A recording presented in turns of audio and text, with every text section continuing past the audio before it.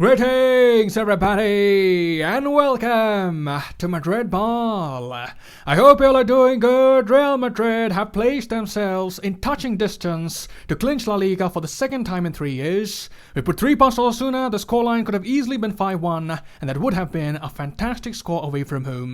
But we can laud what the players did in yesterday's match. There were a number of players who were getting a start after a long time. They showed they can very much serve the club when called upon. Ancelotti as well had limited options after a number of players had pulled out of the game, and under those circumstances Real Madrid had a decent outing in front of a motivated away crowd. We professionally went about our business, our attackers did what was asked of them, we worked with a new look midfield, perhaps we got a glimpse of the future there, and in the end it was a well-deserved victory as we picked momentum ahead of the Champions League match against City.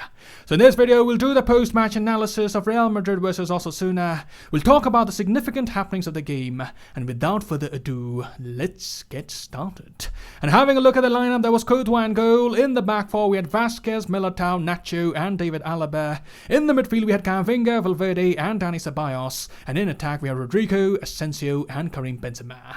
And before doing the analysis, let's quickly do the shout out. 4 of you were successful in predicting the scoreline correct, but our ultimate shout out winner is Mr. KXNG Killian, and I congratulate you for getting the scoreline correct. But sharing some thoughts on the starting 11, I was excited to see how Real Madrid were going to fare with that lineup. There was a sense of freshness seeing different players on the pitch. Rodrigo played in his preferred position where he has had very limited chances to play due to the recent dominance of Vinicius Jr. And of course, I was very much interested to see how the midfield of Ceballos, Valverde and Camavinga was going to work in the game. And I won't say that everything was rosy and smooth. Camavinga especially did have a rough start to the game. As we saw, he got a yellow card in the 4th minute, and in the first quarter of the game, he was looking a bit shaky. He was misplacing passes and positionally he was looking a bit out of place. It almost looked like his confidence had taken a hit early on, but as the game progressed, he looked much more assured. He started getting in the rhythm of the game, he started feeling more comfortable in the defensive midfield role, and as we saw, the first goal was largely down to his vision and the movement of Ceballos and Asensio. Camavinga spotted Ceballos making a clever run beyond the defense. He put in a beautiful chip ball over the defense, finding the well-timed run of Ceballos. Ceballos put it on target and the keeper parried it, but Asensio was in the right place at the right time to knock it home.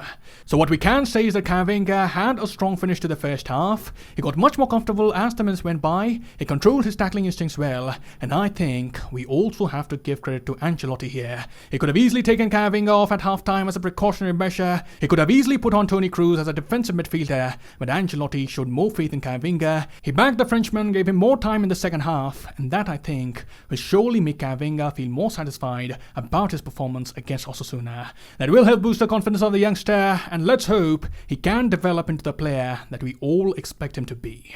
And talking about the other starter in the midfield, Dani Ceballos, the Spaniard, as we had discussed in the match preview, had a good chance of starting. Ancelotti had been saying that Ceballos deserved more minutes due to the efforts he puts in training and due to the decent cameos he has played off the bench, and finally the Spaniard did get a chance to show his qualities. It was him who created the panic for the first goal. It was him who put in the dink ball for Benzema near the far post. There was a quality pass for the Frenchman. Benzema put the ball in the centre. Alaba was steaming in, and with his second effort on goal, he was able to put the ball beyond the keeper. So definitely Ceballos had an impactful performance, being involved in both the goals. He was effective in the final third. He had some nice touches in the middle of the park, did well enough distributing the ball, and I do think he can be a part of the plans for the 2022-23 campaign. He would give the manager options to work with. He obviously would like to be a starter, and he most likely can be if he joins some other team in La Liga. But if he wants to stay here in Madrid, he will have to be patient, wait for the opportunities to come his way, and try and make the most of the chances that would be handed by the coach. So let's see what the future holds for Ceballos. This would be a summer where he may have to make a decision, and let's see what course of action the Spaniard will take come the end of the season.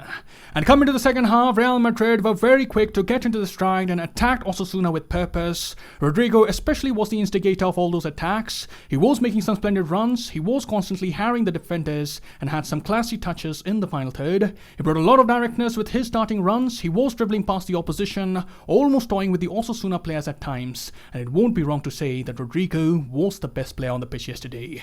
He obviously won the 2 penalties, which in normal circumstances are usually buried by Karim Benzema, but it just was an off day for the Frenchman. It was one of those days where the keeper got everything right. Even the goats of our generation generation, Ronaldo and Messi, have had such experiences. It's not really a big deal. He didn't have his shooting boots on. I also don't think there's much need to look into those penalty misses. Had those been game-changing misses, then we could have vented a bit. But Benzema tried to get on the score sheet, and it simply was an unlucky day for him.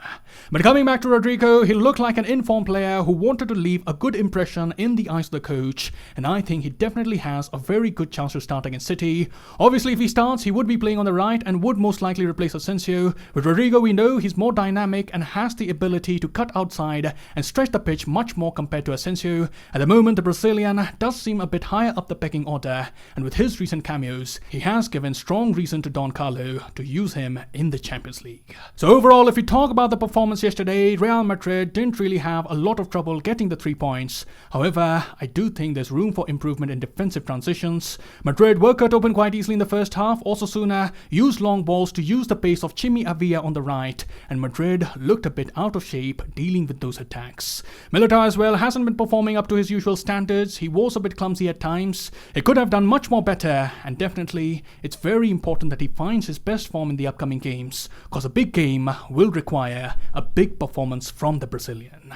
So those were my thoughts on the game, and let's conclude this video by hearing the thoughts of Carlo Ancelotti. The coach analyzed the performance of his players. As he said, they all did what was asked of them, and I'm really pleased with the performance. I'm not thinking about when we can win the league. Our next objective is the Champions League semi-final, and we have to make sure we properly prepare for it, whatever happens. He then spoke about the missed penalty of Karim Benzema, and Ancelotti came in support of his player. He said, if he'd been awarded another penalty, he would have taken it too, and the one after that. The only player who misses a penalty is the one who is brave enough to take one. He produced an amazing performance and did really well for the team. And lastly, Ancelotti spoke about the performance of Gavinga. He said, I think this was a good test for him because he got a yellow card in the 5th minute and then he had to deal with that. I think that changed his attitude and made him focus more. He did well in the game after that. So those are the thoughts of the coach, and that concludes the post-match analysis of Real Madrid versus Osasuna. Do let me know what were your thoughts of the game and what were the things that caught your eye right in the comments below. I'll see you soon. Till then, take care. Glory to Madrid. And as always, Hola Madrid.